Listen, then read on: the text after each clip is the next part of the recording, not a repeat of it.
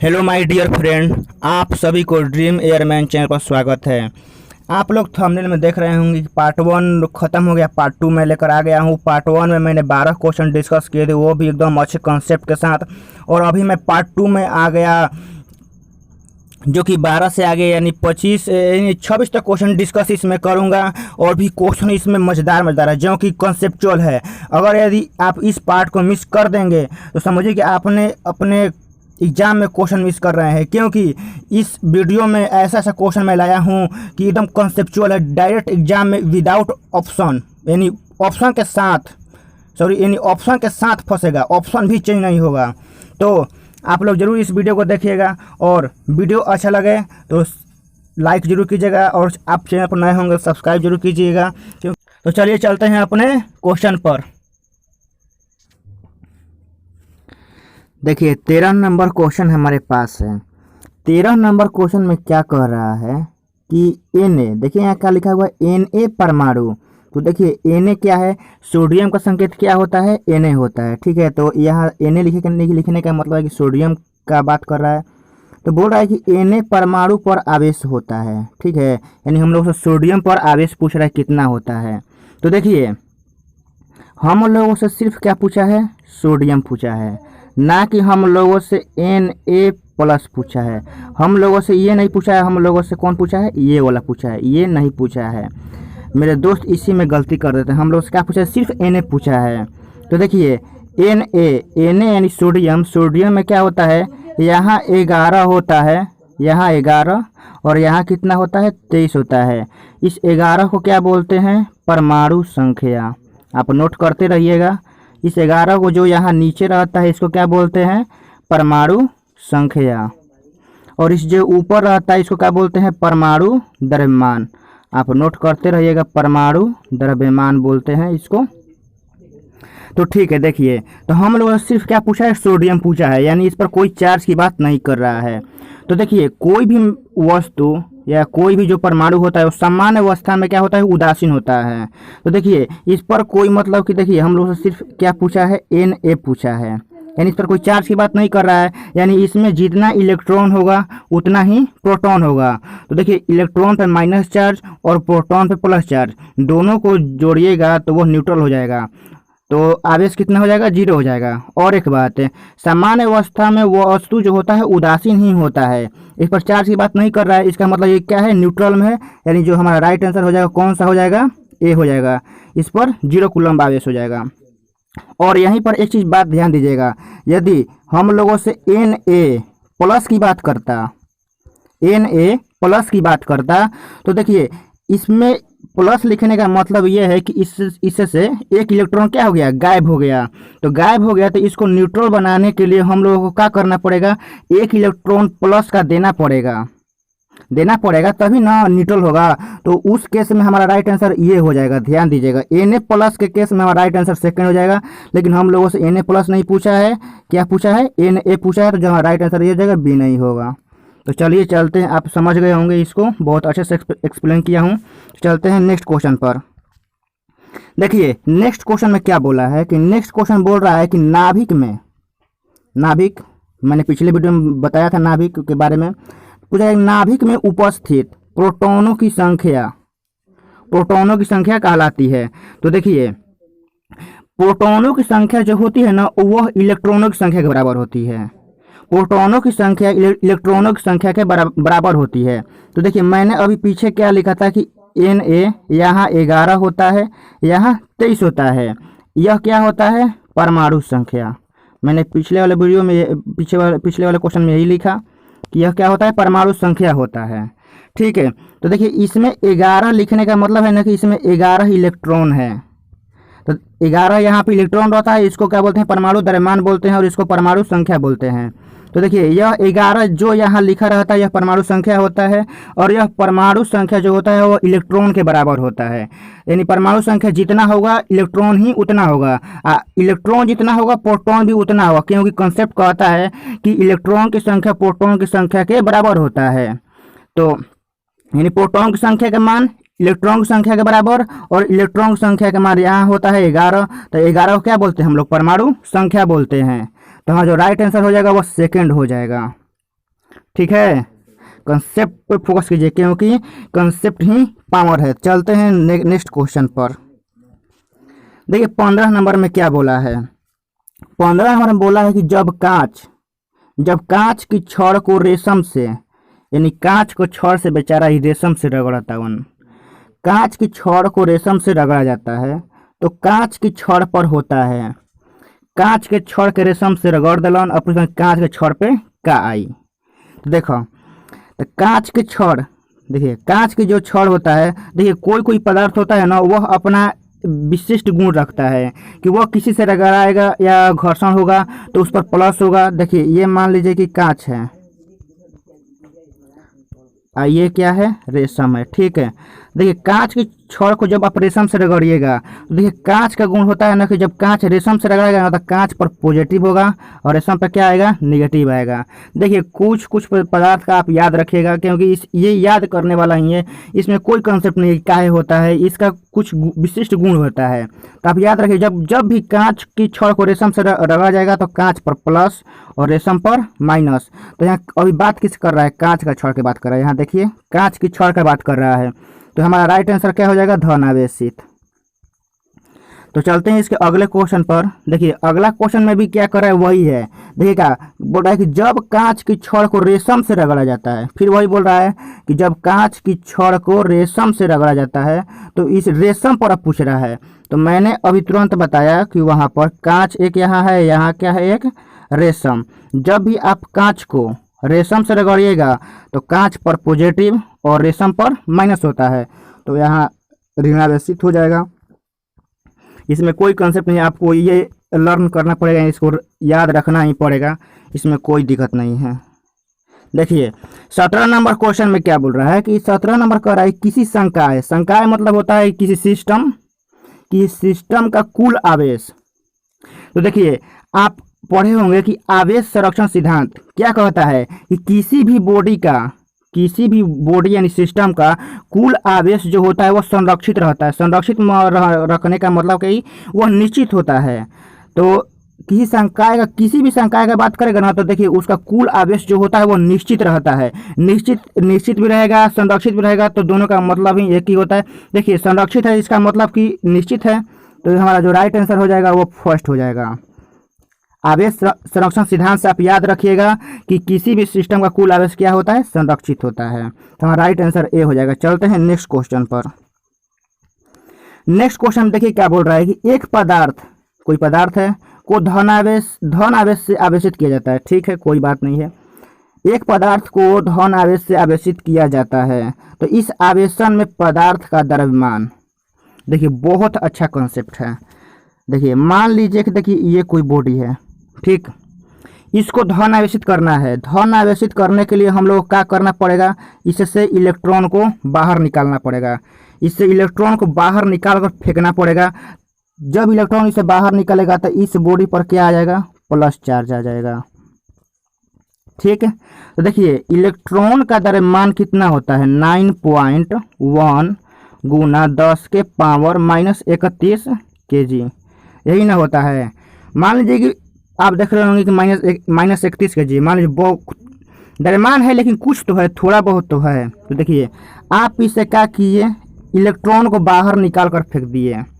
तो पहले से जितना द्रव्यमान था अब इलेक्ट्रॉन बाहर निकल गया तो कुछ ना कुछ तो द्रव्यमान घटेगा ना। आप ही बताइए कि ये इलेक्ट्रॉन पहले से था तो जितना द्रव्यमान था, ठीक है, अब ये इलेक्ट्रॉन बाहर निकल गया, बाहर निकलेगा तो अपने साथ अपना द्रव्यमान भी तो लेके जाएगा। ऐसा थोड़े है कि खुद जाएगा, तो अपना द्रव्यमान भी लेकर जाएगा तो कुछ ना कुछ तो जरूर घटेगा। तो देखिए जब भी, तो आप यहाँ एक नोट में ध्यान रखिएगा, आप यहाँ एक नोट में ध्यान दीजिए कि जब भी प्लस चार्ज होगा तो घटेगा द्रव्यमान, जब प्लस चार्ज होगा द्रव्यमान घटेगा, और जब माइनस रहेगा तो बढ़ेगा। आप इसको नोट में ज़रूर लिख लीजिएगा। हो सके तो मैं यहाँ बताता हूँ फिर से। तो इसका आंसर जो कौन हो जाएगा, सेकंड हो जाएगा। तो इसको देखिए मैं यहाँ एक नोट में लिखवा देता हूँ, आप यहाँ पर ध्यान से देखिएगा। यहाँ पर मैं इसको नोट में लिखवाता हूँ, 1 मिनट रुक जाइए।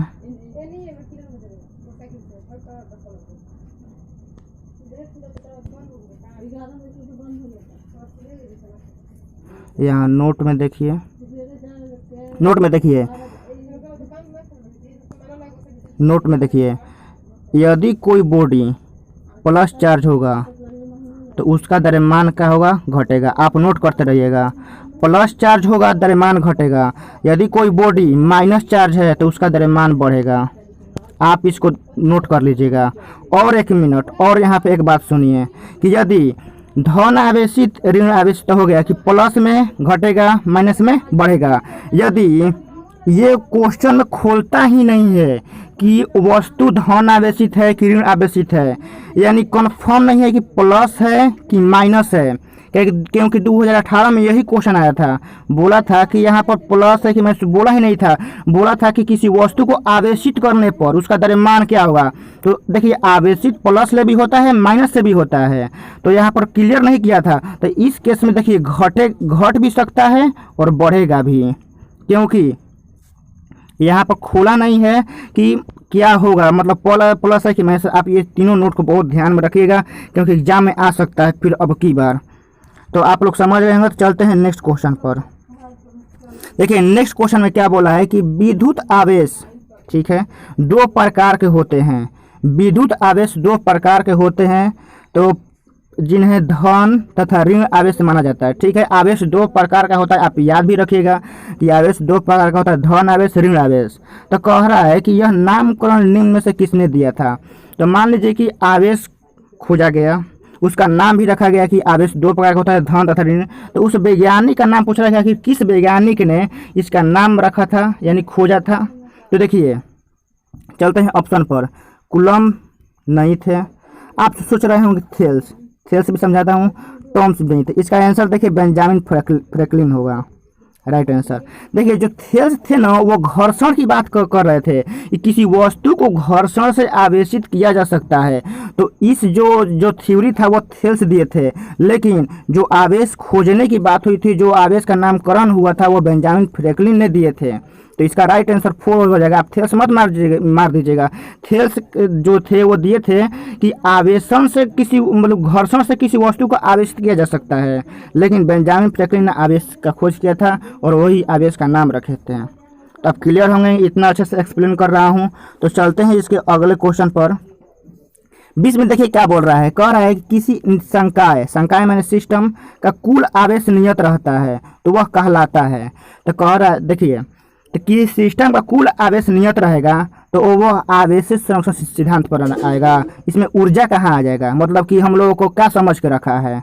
ऑप्शन देखिए, संवेग। जब आवेश का बात हो रहा है तो संवेग कहाँ से आ जाएगा, सारा बौराह बना रहा है एकदम से। हाँ, राइट आंसर कौन सा हो जाएगा, 20 का ए हो जाएगा, क्योंकि जब आवेश का बात हो रहा है तो आवेश संरक्षण सिद्धांत न लगेगा मेरे दोस्त। ये सब कहाँ से लगेगा, ये सब बौराह बना रहा है हम लोग इतना बौराह हैं। चलते हैं नेक्स्ट क्वेश्चन पर। 21 में देखिए क्या बोल रहा है। कह रहा है कि आवेशन की क्रिया में, यानी बॉडी चार्ज हो रहा है। अब चार्ज हो रहा है, कौन सा हो रहा है पता नहीं चल रहा है। कह रहा है कि आवेशन की क्रिया में एक पदार्थ से दूसरे पदार्थ में स्थानांतरण होता है। तो देखिए मेरे दोस्त, इसका जो जिम्मेदार होता है ना, वह इलेक्ट्रॉन ही होता है, वह इलेक्ट्रॉन ही होता है।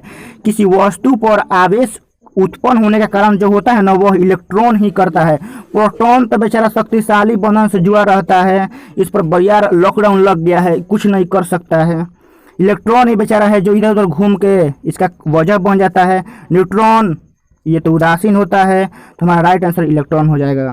अब ध्यान दीजिएगा, किसी भी वजह का जो कारण बनता है ना, वो इलेक्ट्रॉन ही बनता है। आवेशन का, चाहे विद्युत धारा का प्रवाह का, सब इलेक्ट्रॉन ही बनता है। तो चलते हैं नेक्स्ट क्वेश्चन पर। 22 में देखिए, परमाणु सामान्य रूप से उदासीन होता है। सही बोला, परमाणु सामान्य रूप से उदासीन होता है। ठीक है, तो परमाणु में उपस्थित इलेक्ट्रॉनों की संख्या प्रोटॉनों की संख्या का होता है। तो मैंने पीछे ही कॉन्सेप्ट बताया, आप नोट करते रहिए इसको कि देखिए, किसी भी परमाणु में इलेक्ट्रॉन की संख्या प्रोटॉन की संख्या के बराबर होता है हमेशा। जब परमाणु उदासीन रहेगा ना, तो उसमें इलेक्ट्रॉन की संख्या और प्रोटॉन की संख्या बराबर होगा, क्योंकि पहले ही क्वेश्चन बोल दिया कि उदासीन है। उदासीन है इसका मतलब कि उसमें इलेक्ट्रॉन की संख्या और प्रोटॉन की संख्या बराबर है, तभी वो सबसे उदासीन बोल, तब ना रही थे। ठीक बनू, चले क्या आगे 23 नंबर में। 23 नंबर में देखिए, एक पदार्थ को धन आवेश से आवेशित किया जाता है। ठीक बा, भैया धन आवेश लेकर के आवेशित कर दिलन। तो इस पदार्थ में इलेक्ट्रॉनों की संख्या प्रोटॉनों की संख्या का होती है। कंसेप्ट पे फोकस कीजिए, मैंने क्या बोला। ये कोई वस्तु है, इसको धन आवेशित करना है, इसका मतलब कि इससे इलेक्ट्रॉन को बाहर निकालना पड़ेगा। इलेक्ट्रॉन बाहर निकलेगा तो इस पर क्या आ जाएगा, प्लस चार्ज आ जाएगा। ठीक है, तो देखिए आवेशित होने से पहले इस पर इलेक्ट्रॉन और प्रोटॉन की संख्या क्या था, बराबर था। ठीक है, अब इससे इलेक्ट्रॉन बाहर निकल गया, इलेक्ट्रॉन बाहर निकल गया तो इलेक्ट्रॉन की संख्या कम हो गया ना। तो इलेक्ट्रॉन की संख्या कम होगा तो वही ना पूछ रहा है कि इसमें इलेक्ट्रॉन प्रोटॉन की जो पूछ रहा है, देखिए यहाँ इलेक्ट्रॉन की संख्या प्रोटॉन की संख्या से, तो पहले वो बराबर था, बराबर रहे तो उदासीन रहे, और ओकरा बाद कहता कि क्या हो गई, जब वो आवेशित हो गई तो आवेशित हो गई तो भैया इलेक्ट्रॉन बाहर निकलल, और बाहर निकल तो कम हो जाई, तो कम हो जाए, हमारा राइट आंसर बी हो जाई। तो चले के नेक्स्ट क्वेश्चन पर 24 में देखिए कह रहा है कि एक आवेशित वस्तु ए, ये कोई मान लीजिए कोई ए पिंड है, आवेशित है। ठीक है, यहाँ चार्ज का बात नहीं किया है, क्या है प्लस है कि माइनस, क्वेश्चन पे यही फोकस कीजिए। आवेशित सिर्फ बोला है, नहीं कि धन आवेशित बोला है, सिर्फ आवेशित है, क्या है मालूम नहीं है। फिर कह रहा है दूसरी वस्तु बी को आकर्षित करती है, क्या करती है, आकर्षित करती है, तो वस्तु बी होगा। देखिए ये कोई बी है, ये आवेशित बा, अब आवेशित बा यानी प्लस भी हो सकता माइनस भी हो सकता। ठीक बानू। और फिर कहता दूसरी वस्तु बी को आकर्षित करती है, बी के बारे में बोलने नहीं है कि बी आवेशित बा कि क्या बा, कुछ नहीं बोल रहे। तो ध्यान से देखिए, इसको तो बोला है ना कि आवेशित है। यदि देखिए यदि यह प्लस रहता है, यदि प्लस ये जगह बॉडी माइनस चार्ज रखता है तो खींच लेगा, खींचेगा ना, यानी आवेशन के केस में भी खींच लेगा, माइनस रहेगा। तो कंडीशन समझिए,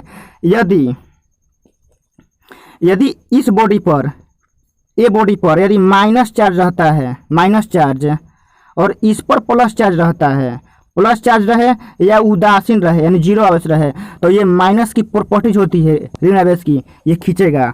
यानी यह आवेशित के केस में भी खींचेगा, उदासीन के भी खींचेगा। मतलब कि आकर्षित कर, खींचने का मतलब भोजपुरी में होता है, भोजपुरी में खींचना होता है और हिंदी में आकर्षित होता है। तो आप समझिएगा कि ये दोनों केस में आकर्षित करेगा, आवेशित होने के भी केस में, उदासीन होने के भी केस में। तो जहाँ राइट आंसर हो जाएगा वो थर्ड हो जाएगा। यही फोकस कीजिए, बहुत अच्छा क्वेश्चन है, आप इसको जरूर ध्यान से जरूर देखिएगा। चलते हैं नेक्स्ट क्वेश्चन पर। नेक्स्ट क्वेश्चन देखिए क्या बोल रहा है, कह रहा है कि एबोनाइट की छड़, एबोनाइट की जो छड़ होता है को जब रोवा जो हम लोग का होता है ना बाल उल, उसी को रगड़ते हैं तो एबोनाइट की छड़ पर जो आवेश उत्पन्न होता है उसे कहा जाता है। देखिए ये लर्न करने की बात है। देखिए जब एबोनाइट की छड़ को रोवा से रगड़ा जाएगा, मान लीजिए कि यह एबोनाइट है, यह रोवा है, जब इससे इसको रगड़ा जाएगा तो इस पर माइनस होगा और इस पर प्लस होगा, तो एबोनाइट की छड़ पर क्या हो जाएगा, ऋण आवेशित हो जाएगा।